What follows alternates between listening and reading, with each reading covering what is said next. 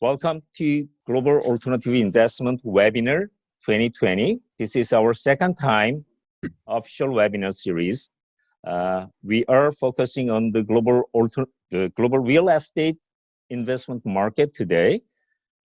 And this webinar is hosted by eDaily, one of the Korean economic newspaper company, and Zero In, which is sister company of eDaily. Zero In is one of the major consulting firm in finance area in Korea. So I appreciate for both eDaily and Zero In to make this event happen. And then I appreciate all of your time and effort for this webinar. All right, the topic again is how do we assess, how do we evaluate global real estate market? What are the risks and opportunities we are facing in light of COVID-19? As we know, we have a first and second GFC, Great Financial Crisis, 20 years ago, about 10 years ago, and we have experience from the two different GFC, the huge value discount and decrease in global real estate market. However, unlike the past crisis, this time the coronavirus pandemic is changing our lifestyle. As we know, we have a lot of working from home people and on-contact business, on-contact e-commerce, on-contact consumptions, and e-educations. And even we are doing webinar here instead of the real in-person conference. So how these changes, these types of changes will affect our real estate market, our existing investment and our future investment in the global real estate market. How do you think about that big question? So my first question is pretty much bigger picture about the global market and the real estate. What is your view? You can start from the macro level forecast to narrow down to the micro level, sector level.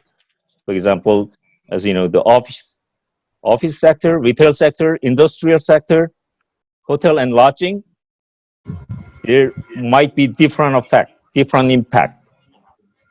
The levels would be different, the scales and scope would be different, risk and opportunities. What are your view? So this webinar will be operated like this. I will ask 4 global speakers, overseas speakers, some questions, some selected questions. And we will spend first 1 hour for discussion about those questions. And then following 30 minutes, last 30 minutes, we will have a free Q&A, open topic with our local speakers. So let me ask one by one. And if I call your name, you can introduce yourself, who you are, and what is your company, what you are doing. About 1 minute, 1.5 minutes. And please answer my question about the big picture of your prospect and your assessment to this global real estate market. Why don't we start from Mr. Ritson Ferguson, who is CEO and CIO of CBRE Italian Securities. Mr. Ferguson, what is your view? Who are you? Sam, thank you. Well, first, I'm Ritson Ferguson. As you said, I am CEO and CIO of the listed real asset manager within CBRE Global Investors. We run about 10 billion of listed real estate and listed infrastructure portfolios.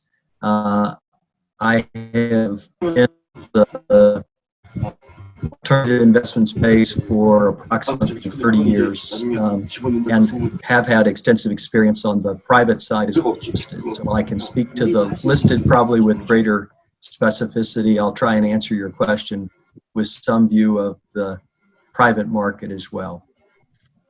First, let me say that crystal ball is no clearer than anyone else's, and there is much that is unknown at this point in time.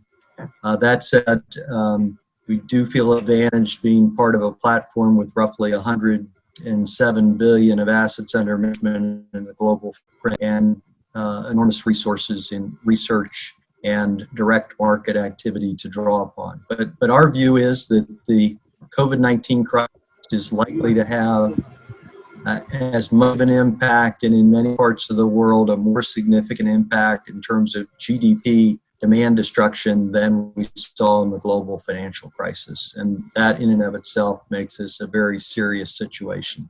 The unknown is how long and how deep will that decline be, and what will the shape of the recovery.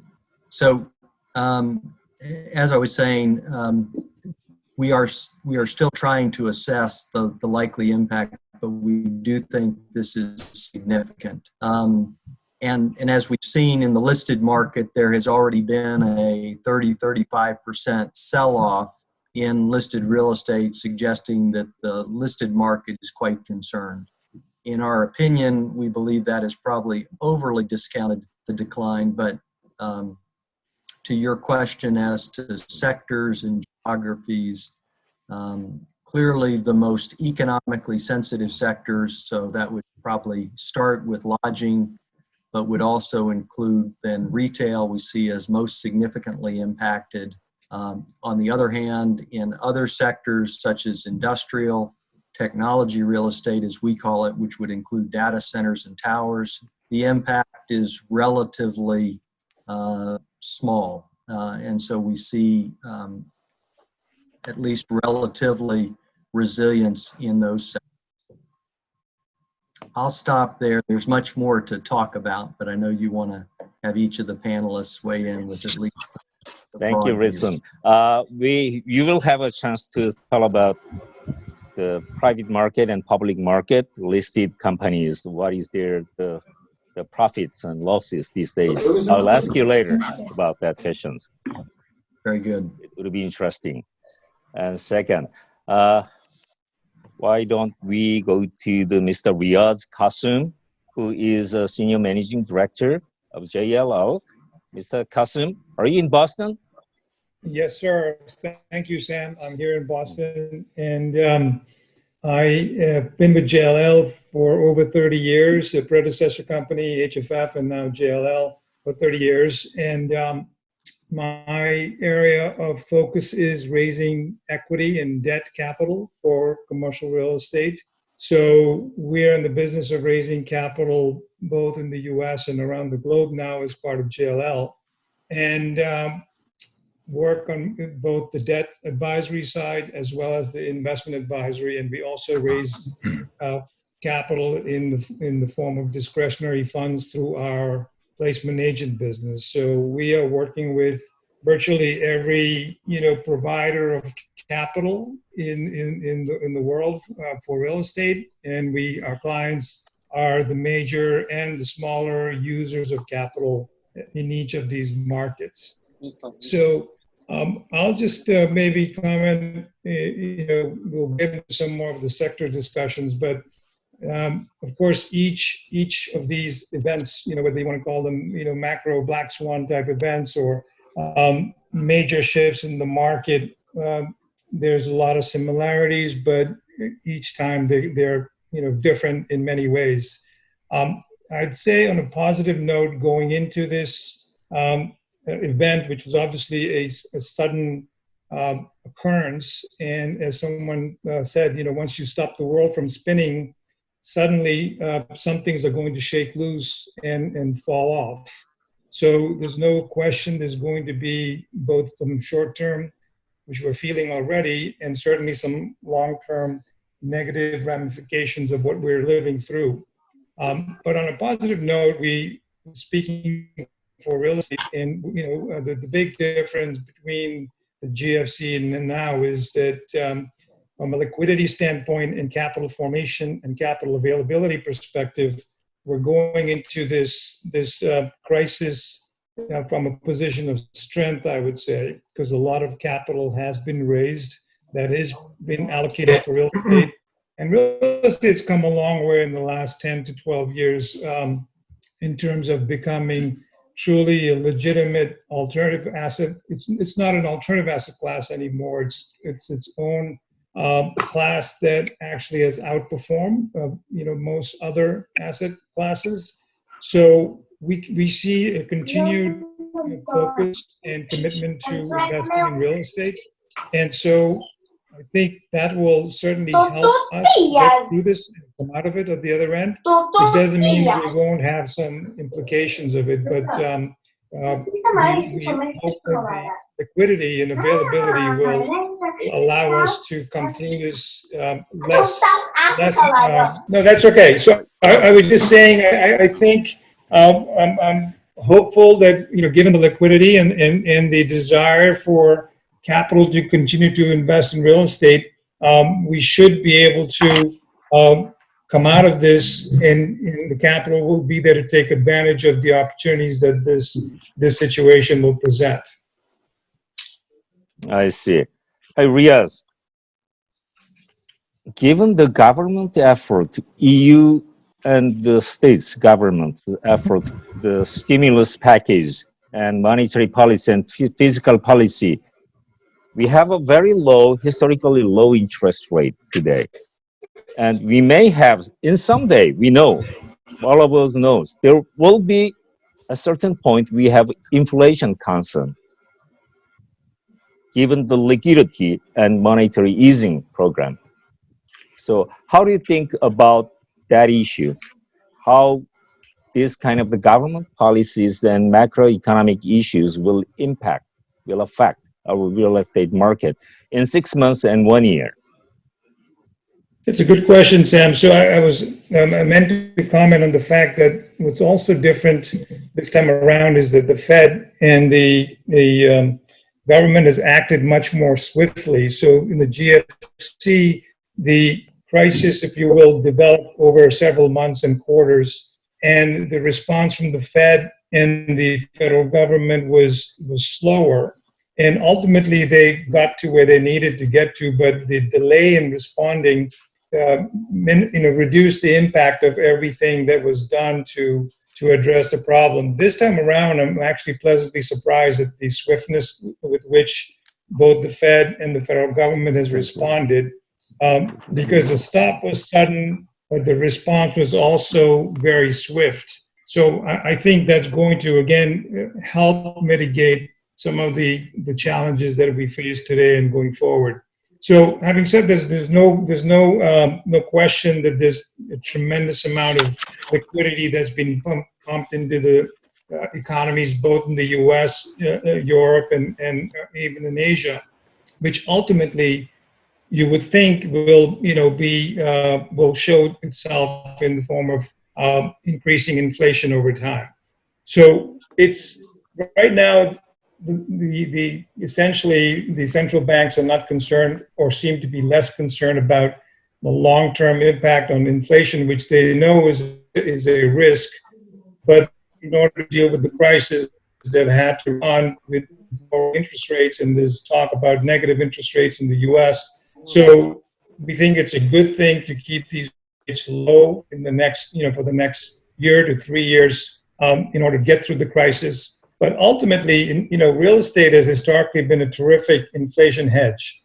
And so, if inflation does come back, which it's likely to, being in real estate is actually, where you want to be, given the way, leases work and rental streams work, and interest rates will go up, obviously, with inflation, but you're going to have a rising rental market. And within reason, within a 2 to 4% inflationary environment, real estate actually performs quite well. So in a sense, real estate has it going for it in the short run in terms of low interest rates to get through the crisis. And then in the longer term, when there will be inflation, it should be a good hedge against that. I see. Thank you. Thank you for your very nice elaboration about the issue. And next, what about, let me ask, Mr. Jeff Giller, who is head of real estate, global real estate at the StepStone. Hey, Jeff, how do you Hey, think Sam. about that? What do I think about it? You asked a very Please broad introduce question. yourself first. Okay, great. So I'm Jeff Giller. I head StepStone Real Estate's practice. And StepStone's a global private markets firm. We cover not only real estate, but private equity, infrastructure, and private credit. So we're a global firm. We have 19 offices around the world on about every continent. We have about $280 billion in assets under management and assets under advisory. About 62 billion of that's AUM. And importantly, we put out about $50 million a year into the market, into funds. So we have a very strong look into the world of funds and what limited partners are doing, and being able to understand the impact of the crisis across all of the private markets area is very, very instructive to us. So StepStone Real Estate is the real estate practice of StepStone. We have about 100 billion of AUA and AUM. And we invested last year about $13 billion into funds and into secondaries and co-investments. And our practice is really divided into sort of two pieces, but highly integrated. A real estate advisory business where we're effectively a traditional gatekeeper for institutions investing into funds. So we help them decide on their strategic asset allocations or tactical plans and help them deploy money into the markets. And then we have a fund management business in a separate account as well, where we really focus on secondaries, recapitalizations, and co-investments. So that's really StepStone Real Estate. I'm a 35-year veteran of the industry. I have been through, I guess this is my third major downturn now. And so there is a tone and tenor and a pattern to these 1 in 20-year turning to, I guess, 1 in 10-year events that I think we can all, those of us who've been through have seen and recognize. I thought it would be, well, first of all, I thought I'd just briefly share with people what we're telling our clients to do, the advice we're giving to our clients. And first and foremost, it's stay the course. During the global financial crisis, institutional investors were somewhat, inexperienced with this kind of a crisis, and they froze and they weren't prepared with liquidity. So they stopped investing and they told their managers to stop investing, and they even stopped agreeing to contribute their unfunded commitments into rescue situations in their funds. So it really resulted in some counter-cyclical behavior where institutions stopped investing at exactly the time they should have invested. In this market cycle, clearly we've all learned, and we're advising our clients to not alter from their annual pacing plans, but of course, stop and shift how they're thinking of investing tactically. Where they're investing, what they're investing in, and really allocating to maybe a different set of managers that are proven and practiced at investing in this kind of environment. We could talk later about what those strategies might be, but really staying the course is key. Also, as we know, all being real estate veterans on this call, that it is real estate's not like the public securities markets that Ritson's maybe more familiar with, or at least more recently familiar with, but it's a long, slow moving train to distress and capitulation in real estate.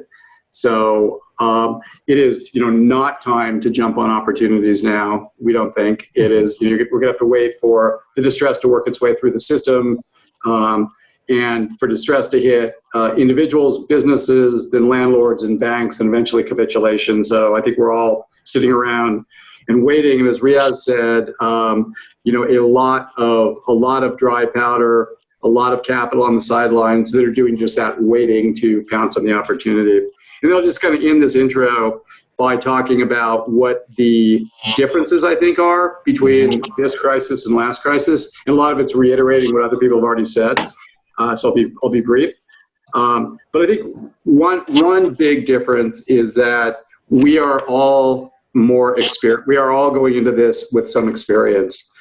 During the global financial crisis, there was about a 15 to 17 year run, a bull market run that had happened, and there was a whole generation of real estate professionals that had actually gotten to be pretty senior by the time the GFC hit that had never seen a market downturn and never thought it could happen. So there was, as Greenspan put it, irrational exuberance investing into that market because there was a whole class of professionals that didn't think real estate could ever do anything but go up and up. So they over-leveraged, they overbuilt, and they paid ridiculously low cap rates for real estate and then didn't know what to do when the crisis hit. Well, sadly, we didn't get to go another 20 years this time, although I think many of us thought we would. And it was 10 years, and everybody, even mid-level people, know what to do in a crisis. So we've got the toolbox. I think another difference between this and the global financial crisis is going to be the depth of the recession. I think we all thought it was going to be a V-shaped recovery, and now we think it might be a U-shaped recovery. I mean, there's been nothing like this where there's been automatic 30% unemployment, and even when the economies open up, people aren't going back to shop and to work and to buy. People are going to stay inside, and spending's going to drop. So I think we're headed for a really big recession relative even to the global financial crisis. Finally, just the last 2 points. Again, weight of capital. When the buying opportunities come, don't expect to be able to buy at super distressed pricing and get 30 IRRs, because there's going to be a lot of competition for every deal that comes to the market. There's just so much capital waiting to pounce on this. And totally agree with Riaz that the government is much better suited, is handling this much better with fiscal and monetary policy than they did during the global financial crisis. So I'll end that introduction. Okay, thank you, Jeff. Last Brant, do you agree with Jeff Giller? Should we stay at the course, not the market timing? Isn't this a good market to jumping in? Please tell us. Yes. Please introduce yourself. No, I'm Brant Maller. I have a somewhat different perspective on this than some of the other folks. My background actually was in real estate for many years. I'm a lawyer by background, but I created an investments think tank. I sat on investment and investment advisory boards for the big 3 U.S. public pension plans, and somewhere along the way created something that morphed into an investments think tank. And Sam is actually involved in it. So my perspective is really talking to the world's largest investors across their portfolios, particularly the portfolios that either invest in illiquid assets or invest in liquid assets that are held through illiquid structures. And real estate obviously cuts across those core categories of private equity, private credit.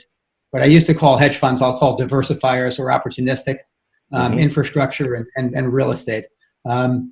And so there's a lot of crossover there. I think that a lot of the comments that I'm hearing that I've heard today are very consistent with what we hear throughout the world with large investors that we talk to. I think that people are right in the middle of a lot of volatility right now. So I don't think institutional investors are eager to jump into the breach and take big positions at the moment. They're kind of sitting back and seeing how this thing plays out. As Jeff said, there is a lot of liquidity, particularly, I think we work a lot with StepStone, with Jeff's firm. In fact, one of their founders helped me launch IF a million years ago. And private equity, I think, has got $2 trillion sitting out there from the numbers that they throw around. So it's crazy. So we spend most of our time with chief investment officers, and we've been thinking lately. We're actually working on a program which you're all welcome to listen in on next week with Harvard Business School professor Andre Perot, who wrote an article on rebalancing, portfolio rebalancing, with Bill Sharp, Nobel laureate, and Britt Harris from UTIMCO is going to be part of that with Sarah, with the LA County CIO. But anyway, we've been having a lot of conversations about, are you rebalancing? How are you rebalancing? When are you going to rebalance? The strong consensus is that these people are staying pretty strategic with their asset allocations. And whatever they're doing, however they're tweaking it, it's being more really more through active management, more short-term stuff. That tends to be what we're hearing. As far as real estate goes, I mean, obviously real estate is debt, equity, public, private, domestic, international. On the debt versus equity side, I think the trend that I've observed is that the private credit has been an enormously popular asset class that's really evolved over the last 2, 3, 4 years. And it's quite fascinating to watch because I feel like absolutely every major firm has been out there raising a private credit fund.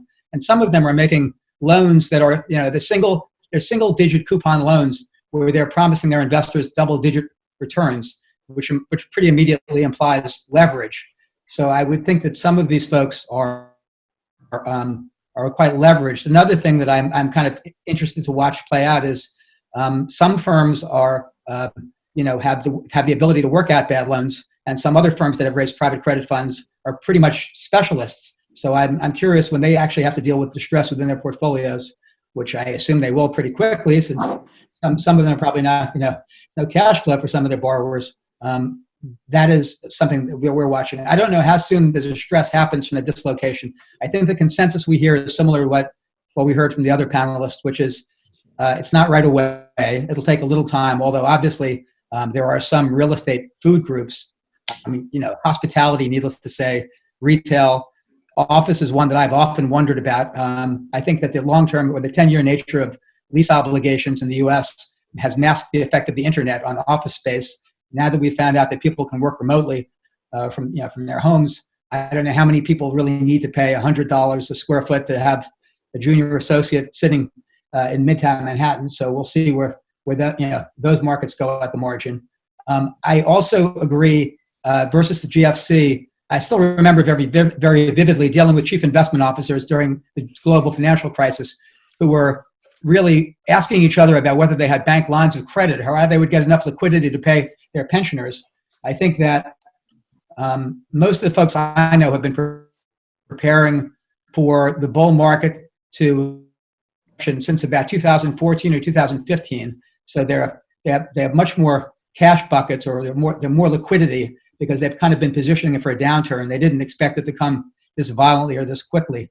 And I'm just looking at whatever else I have here. One thing that I heard in another big asset management firm talking about, which I thought was kind of interesting, was this whole notion of what they call deglobalization, right? There's been this wealth transfer of, the number they used was $1 trillion from developed countries into more emerging countries, which has hollowed out the middle class of a lot of the developed countries and has created a lot of the struggles that have caused us to see, populist candidates get elected in the United States or England, I think Italy, other countries. And what they did, they took it a step further, and they started looking at the characteristics of the countries and whether they were net importers or exporters. And they actually thought the United States was rather well positioned because the United States is a net importer. I think only 25% of our GDP was based upon exports. At least that was the number that they were using. This was Wellington. So I thought that was an interesting thing to think about because their sense was, and we heard this last week. We had 3 major plans last week talking about, yesterday, talking about credit. And a number of them were saying, it used to be that everything was expensive and there weren't any opportunities anywhere. Now there are going to be tons of opportunities, and maybe they don't need to really look overseas or look at complex things or try to capture really illiquidity premia, because there are going to be a lot of opportunities shaking loose. And I hear what Jeff said about there also being a lot of money out there chasing those opportunities, so that will create an interesting dynamic. But I do think that was the consensus that we got. Last thing I'll say, inflation is wondered about. When the CIOs, for instance, Ash Williams from Florida, who chairs our board, his view was there's going to be so much supply and demand destruction that inflation is probably less of an deflation over at least near term. I don't know that I do actually hear folks feeling that way, but I also wonder about all this flooding the system. Last one for me is also ESG, which is a topic that seemed like it was front and center for everybody before this hit. And there's kind of a split of opinion about whether that becomes sort of a high-class problem. Okay, well, my last point was simply ESG, which is a topic that, as you know, investors the world over have been struggling with. I wonder where that one goes if it becomes kind of a high-class problem, where if you're worried about just paying your bills, ESG becomes less of an issue, or to some extent, some of the social issues created by public health pandemics makes it, all the more important to some places. So that's again, just all larger trends that I'm hearing about from CIOs. Okay, thank you. Thank you, Brant. You touched a lot of different area here, not only real estate, even the politics, global economy, and everything. So appreciate. All I think that will touch upon how one thinks about their real estate portfolio. Correct. I agree. And so far, four of you introduce yourself and give us a brief picture about your idea, real estate market. And some of you mentioned very interesting part. And let me summarize that. The one question I'm raising here is the real estate investment through the debt market and equity market. The impact will be different. And from the last financial crisis, GFC 1 and 2, we learned the huge leverage, over-leveraged investment has a tremendous problem. What is the situation today in the real estate market? Do we have leverage control? I know from the media, there is a CMBS market shrinking and illiquidity problem increase compared to the beginning of the year in the States. What's going on in the debt market, the private debt and public debt in the real estate market? Why don't we start from Mr. Ferguson about that issue? And then let me say, any one of you can interrupt my operation from now on. And then you can you can ask Mr. Ferguson's elaboration anytime. So let's do the free discussion from now on. Ritson, what is your view? Especially on a topic like debt, I think there will be many who can add. First, let me say that I do believe we enter this downturn in much better situation than the global financial crisis. In fact, mortgage-backed securities were very much at the center of that, financial market-driven downturn. And while there have been, some press articles about mortgage REITs and some potential defaults in CMBS, by and large, the amount of leverage being used in the system is less. With using listed market companies as an example, going into the global financial crisis, I think the average listed real estate probably had 45% debt against 55% equity. When you have a 25% hit to gross asset values, that suddenly turns you into 60, 70% levered, and new issues and covenant problems arise. That's not the case. The listed companies going into this had, in general, somewhere between 25 and 30% leverage. There are exceptions, certainly, to that rule, but by and large, we do not see leverage issues driving listed real estate to recapitalize at very depressed rates the way we did before. We actually do think this is an interesting time to be a lender to real estate. I think it's an interesting opportunity for putting out new loans in a marketplace that, clearly will have some dislocation from those public market sources. But again, I don't sense that there is a rush of distress, and so we see the opportunity for mezzanine loans, B-piece loans as a very interesting way to potentially lock in high single-digit returns and potentially in some circumstances low double-digit. But again, main point, I don't see the distress levels outside of some like lodging, perhaps B malls at this point that you might have been thinking about if you were thinking this was a repeat of the GFC. I see. Thank you. If I could, I'd make a couple Riaz? comments. Yes. So I agree with what Ritson just said. So it's interesting what's going on in the debt space. So I agree that we are going into this as owners of real estate with not a very heavy debt load like we did the last time around. And what's happening in the last 60 days, as we've seen, most lenders have been dealing with a request from borrowers, primarily hospitality, retail, and to some extent office, with requests for forbearance agreements and restructuring their debt. And because of the situation, because of whether it's the pressure from the Fed or just because it's a human tragedy here, if you will, the lenders are being very accommodating to these owners. So at least for now, I think in the next 6 months you will see more distress. But to Ritson's point, we haven't seen any significant amount of distress, and to the extent there was distress, which was primarily in the debt fund space, where the debt funds themselves had over-leveraged their positions using their repo lines or the CLO market, they had to actually move some paper to create liquidity for themselves. And what's happened in the last 45 days in the market is that, CMBS or just mortgage spreads have gone from, the AAAs went from 95 over to 215 or 20 over, Right. but very quickly came back, and this week they're priced at 145 over.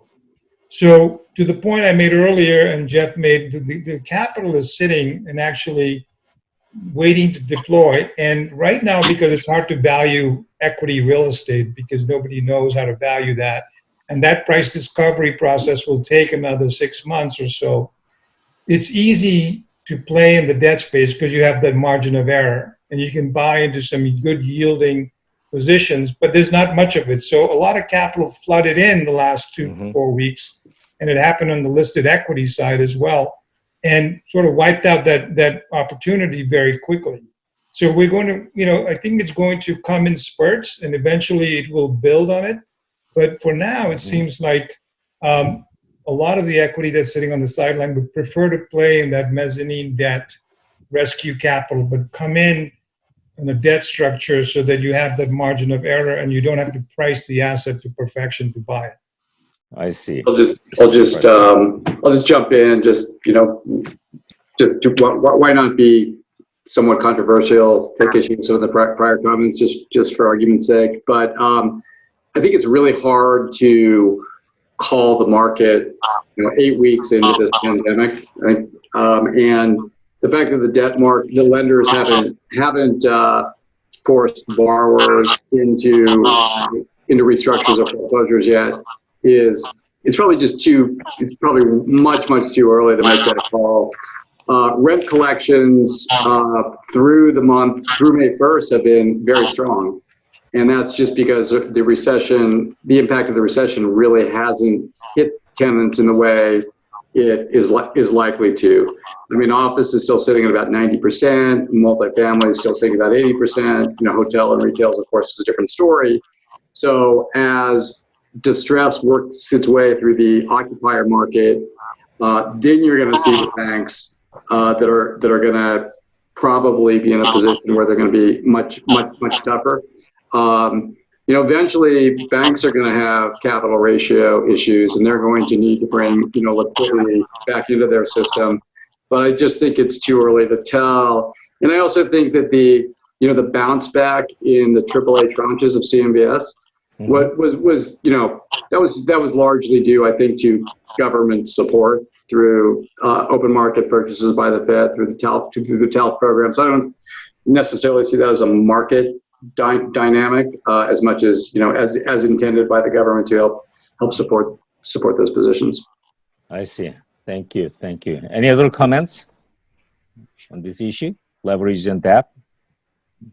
Maybe just building a little on Jeff's comment, Sam. I do think the thing that is very interesting here, the central bankers have deployed some of those new tools learned in the global financial crisis. So we have more intervention kind of across the credit. I mean, it is amazing to me, 2 months into this downturn, that in the U.S. market, the BAA bond yield is essentially unchanged from where it was at the beginning of the year.